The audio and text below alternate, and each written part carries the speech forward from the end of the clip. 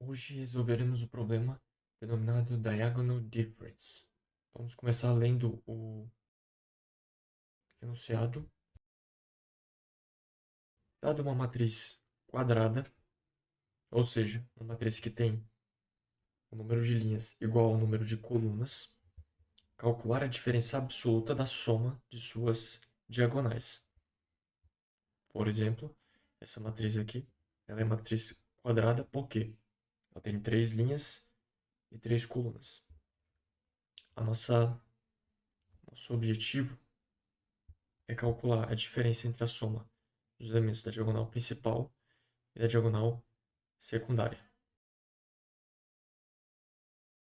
Valor absoluto dessa diferença, certo?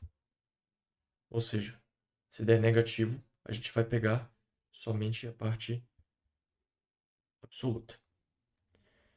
Antes da gente começar, para essa questão, é fundamental lembrar da definição de diagonal principal e diagonal secundária. Até porque não foi dada essa definição no problema. Então a gente tem que lembrar dessa definição. Então, na álgebra linear, define-se uma diagonal, elementos de uma diagonal principal, tais que o valor da sua linha é igual ao valor da coluna. Ou seja, nessa matriz aqui, como exemplo, os elementos que seriam equivalentes a uma diagonal de fato de uma figura geométrica, um quadrado, por exemplo, eles têm o número de linha igual ao número de coluna. Então eles fazem parte da diagonal principal. Aqui, essa matriz ela não é quadrada, certo? Ela tem 3 linhas, ela tem 4 colunas, portanto não se enquadra a definição de uma matriz quadrada. Entretanto, a diagonal dela está aqui, ó, tá destacada. Todos esses elementos aqui, eles têm o número de linha igual ao número de coluna. Mesma coisa aqui e aqui. Agora, a definição da diagonal secundária. Essa definição ela é um pouco menos óbvia, mas ela é muito interessante também porque ela vai facilitar bastante a resolução do problema. Então vamos lá. Também chamada de antediagonal. Um elemento pertence à diagonal secundária caso a soma dos seus índices é igual a uma constante, tá? E essa constante se a gente começar a contar do índice 1, essa constante é n mais 1. Se a gente começar a contar do índice 0, que é o que a gente vai fazer na nossa solução, essa constante é n.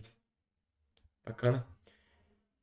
Então, se nós pegarmos o primeiro elemento aqui, o topo, à direita, a gente vai ter linha 0, coluna 3. Se a gente observar, todos os elementos da diagonal secundária, eles são obtidos da seguinte maneira. A gente parte do elemento inicial, topo, direita, subtrai 1 da coluna e soma 1 na linha. Se a gente pensar dessa maneira, a gente enxerga muito facilmente o porquê dessa definição, certo? A gente enxerga que para a gente alcançar todos os elementos dessa diagonal, basta a gente fazer esse processo. Subtrai 1 na coluna, soma 1 na linha. Se a gente fizer uma subtração na coluna e uma adição na linha, a gente mantém o valor da soma inalterado, certo? No exemplo dado, nós temos diagonal principal 1, 5, 9. 1 mais 5, 6, mais 9, 15. Diagonal secundária 3 mais 5 mais 9. 3 mais 5, 8, mais 9, 17.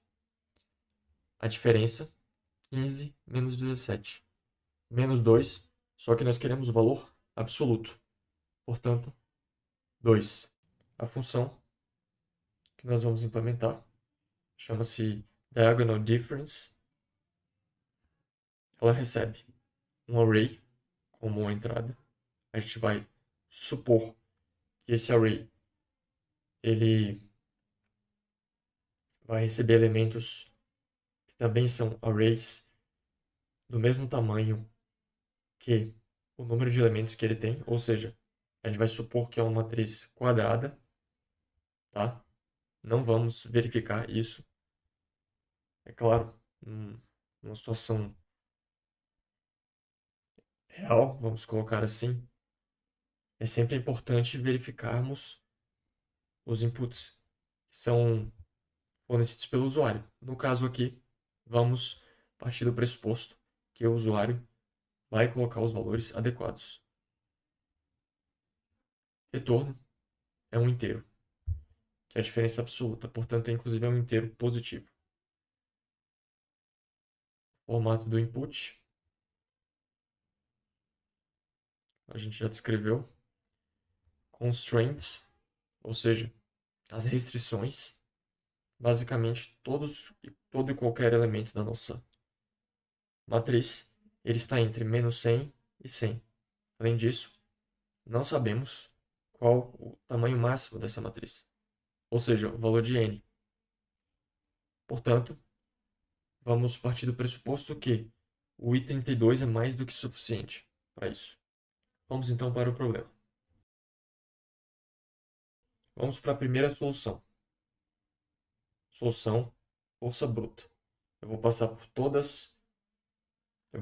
todos os elementos e vou identificar aqueles que pertencem à diagonal principal, aqueles que pertencem à diagonal secundária. E vou adicionar cada um deles às suas respectivas somas.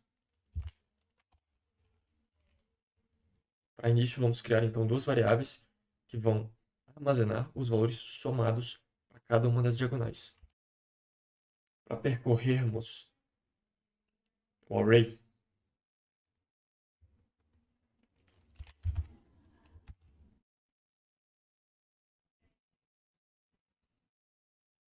aqui eu partirei do pressuposto que cada linha é um elemento do meu array, certo? Então, o primeiro elemento ele representa a primeira linha.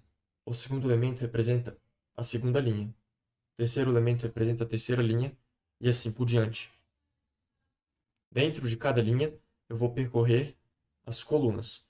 Então, dentro do primeiro elemento, eu vou percorrer cada elemento de uma coluna. E assim por diante. Então, o loop mais externo, ele vai ser responsável por percorrer os índices das linhas.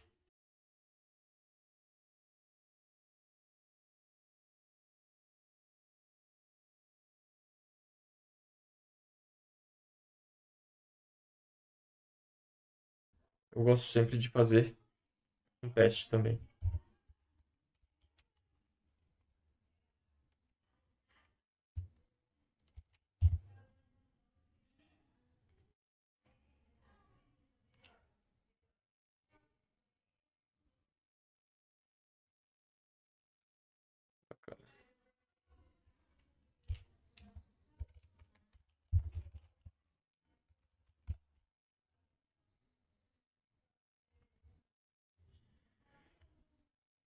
Utilizarei aqui o exemplo fornecido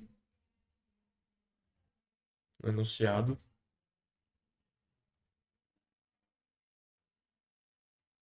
O valor esperado para esse exemplo é 15. Obviamente, na minha implementação até agora, o valor que vai retornar é zero, porque eu ainda estou testando a estrutura sintática que eu quero utilizar aqui.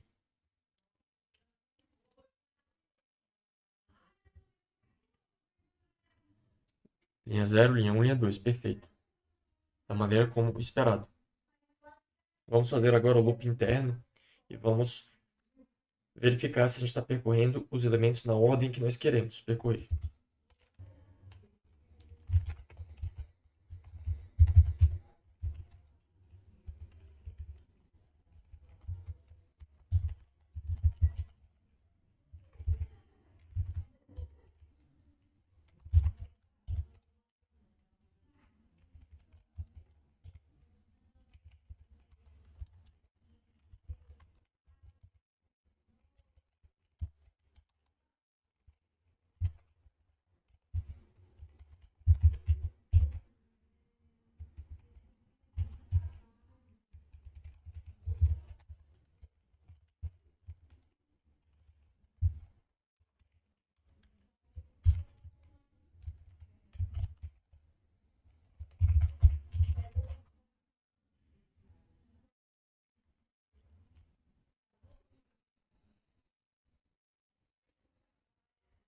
Vamos observar agora se os índices estão pelo menos da maneira adequada. Começando com o 00, superior esquerdo, aumenta da esquerda para a direita, aumenta a coluna, 01, 02, perfeito. E de cima para baixo aumenta a linha, 1, 2, perfeito. Então os elementos a gente está percorrendo da maneira correta. Vamos ver se os valores também estão adequados. O valor será dado pelo acesso, utilizando os índices que nós temos em cada uma das iterações, certo? Começa pela linha, o primeiro índice é o da linha, o segundo é o da coluna.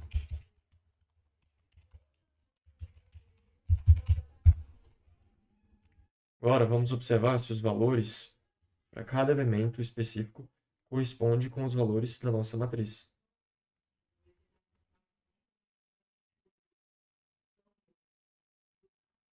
11, 2, 4, 11, 2, 4, 4, 5, 6, 4, 5, 6, 10, 8, menos 12. Perfeito.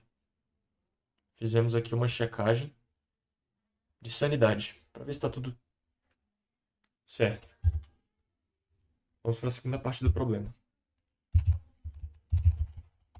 Agora, vamos, dado cada elemento, vamos identificar se esse elemento pertence à diagonal principal.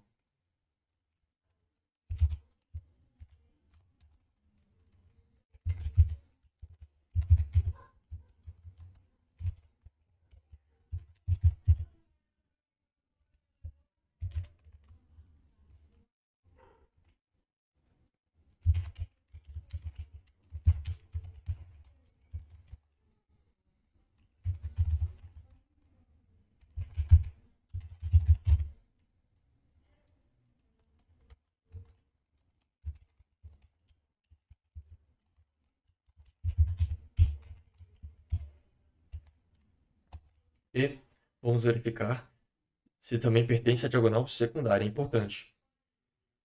Um elemento ele pode pertencer às duas diagonais.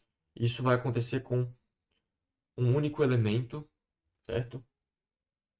No cruzamento das diagonais, caso a matriz tenha um número ímpar de linhas ou colunas, certo? Se eu não estiver enganado, se a matriz tem um número ímpar, eles sempre vão se encontrar em algum ponto. Vamos verificar se pertence à diagonal secundária. E aqui é muito importante a definição, porque a definição ela nos diz que a somatória desses elementos é constante, bacana, e é igual a n, caso a gente comece por 1. Por 0, perdão. Começamos por 0, portanto a soma é n.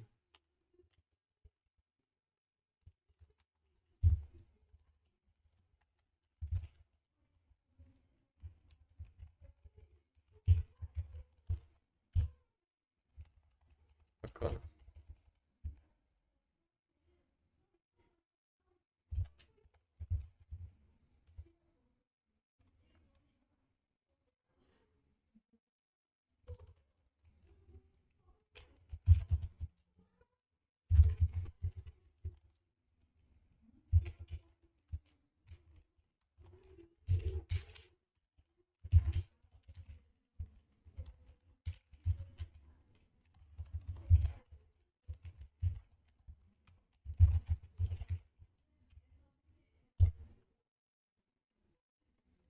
Fiz a diferença.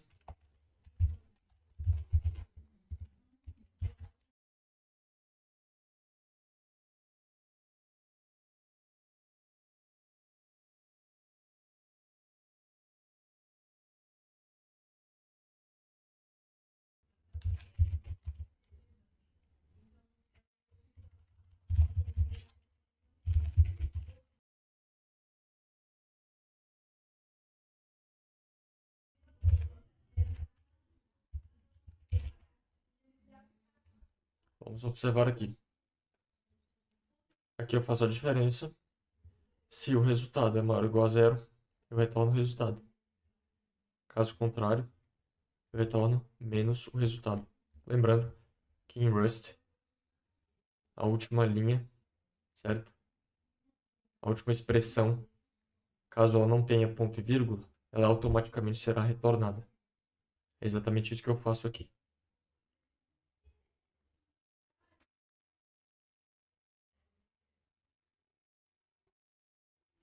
Vamos agora testar para o caso que foi dado no enunciado.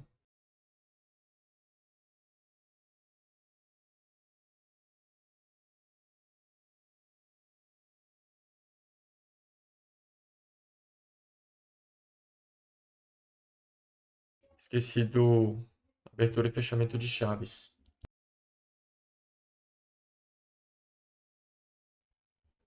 Esperamos 15 e não deu 15. Bem, vamos investigar o porquê que não deu 15.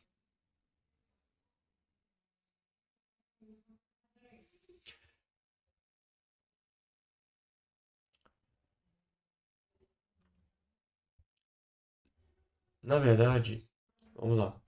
Aqui, na condição, a soma é n mais 1, caso ambos comecem a partir de 1. Que a gente vai ter o valor mínimo de 1. Então, se um deles é n, o outro vai ser 1. Então, temos n mais 1. Isso do canto direito superior. No nosso caso, nós começamos com o zero. Portanto, começando com o zero, a gente vai diminuir 1 no valor do i e vai diminuir 1 no valor do j, ou seja, a gente vai diminuir 2. Então, vai ser n mais 1 menos 1, que dá n, menos 1 novamente, que dá n menos 1. Aqui nós fizemos uma condição levemente errada. Na verdade, é n menos 1 aqui. Certo? Valor esperado 15 agora. Vou rodar com os testes locais. E vou enviar o código. Perfeito. Essa solução ela já é suficiente para resolver o problema aqui, certo? Entretanto, nós queremos ir além. Essa solução, pelo fato da gente percorrer cada elemento da nossa matriz, ela tem complexidade em performance quadrática, ou seja, relativa a n ao quadrado, n, sendo n o tamanho da matriz. Então a gente percorre n aqui e percorre n aqui. Se a gente observar, a gente pode garantir, e a gente tem essa certeza, que uma matriz, se a gente percorre somente as linhas, sem nos preocupar em percorrer as colunas, nós podemos garantir que nós vamos ter no máximo, na verdade, nós vamos ter exatamente um elemento de cada diagonal em cada linha. Então, se eu soubesse de antemão que elemento é esse, seria muito interessante. Porque eu poderia, com uma única passada, saber qual é o elemento da diagonal principal, qual é o elemento da diagonal secundária. Fazendo isso, eu vou direto para o elemento, eu não preciso percorrer a linha. Certo? E é isso que nós vamos fazer. Nós vamos eliminar esse for aqui. Ó. Vamos eliminar o for interno.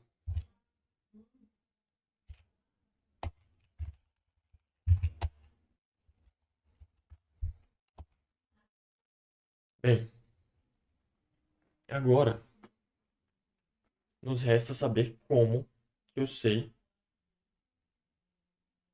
como que eu encontro o elemento específico de uma linha que pertence à diagonal principal e à diagonal secundária.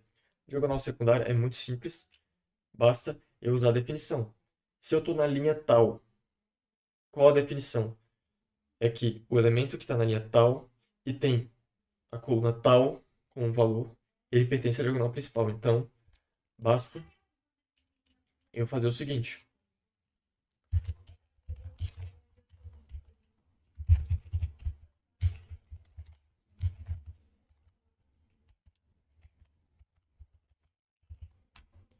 Perfeito.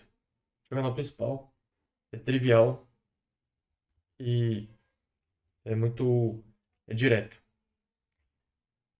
Agora, para a diagonal secundária é um pouquinho mais complicado, porque a gente tem que lembrar que a propriedade aqui é que a soma é constante. E a gente tem que lembrar de uma outra coisa. Na diagonal secundária, isso acontece. Na diagonal principal, isso também acontece, só que de outra maneira, tá? Só que, como é tão simples, a gente nem precisou utilizar um raciocínio mais sofisticado. Agora aqui a gente vai ter que usar um raciocínio um pouquinho mais sofisticado, que é o seguinte.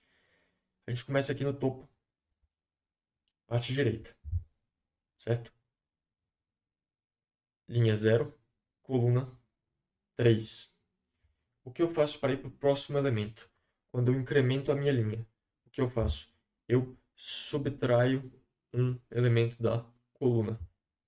Eu subtraio um elemento da coluna e adiciono um elemento na linha. Então aqui, vamos ilustrar para o caso de uma matriz 3 por 3. Essa diagonal. Essa é a nossa diagonal.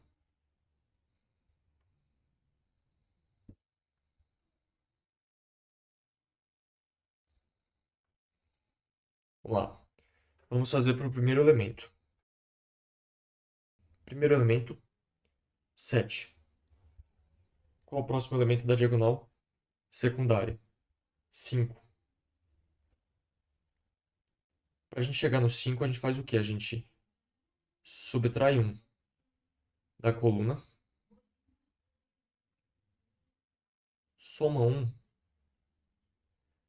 na linha. Subtrai 1 da coluna, soma 1 na linha. Subtrai 1, soma 1. Olha que interessante. A propriedade da diagonal secundária, que é também sua definição, ela se mantém. A soma de 0 mais 2 é 2. A soma de 1 mais 1 é 2. Vamos fazer a mesma coisa para chegar ao próximo elemento. Soma 1 na linha.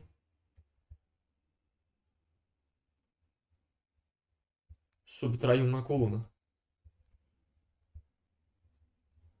Chegamos a esse elemento. 1. Portanto, a gente vai usar essa propriedade, certo? Na nossa solução eficiente de complexidade linear, ou seja, n. Então vamos implementar agora para a diagonal secundária.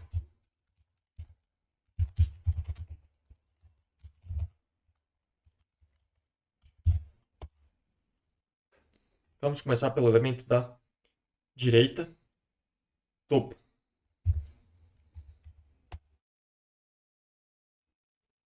Topo. Então a linha dele é 0. Direita. Então a linha dele é, vamos colocar aqui n-1. A cada iteração, eu subtraio 1 na coluna e somo 1 aqui, na linha. Então, se eu fizer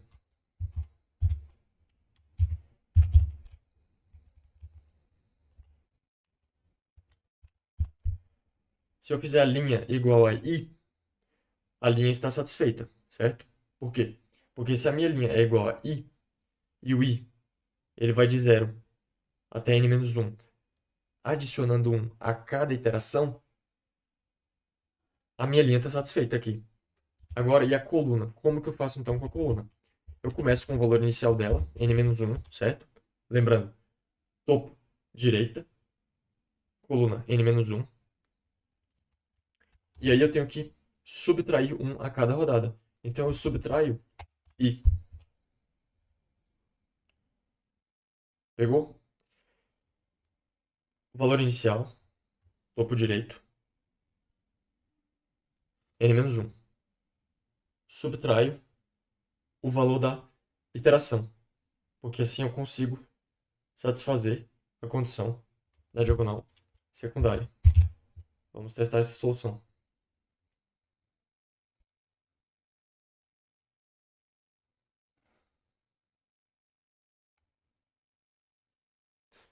Perfeito.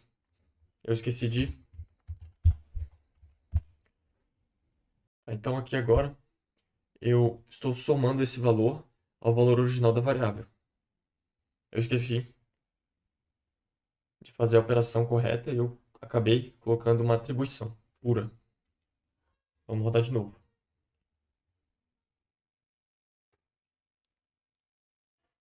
Vamos submeter o código novamente. Perfeito. Complexidade O de n.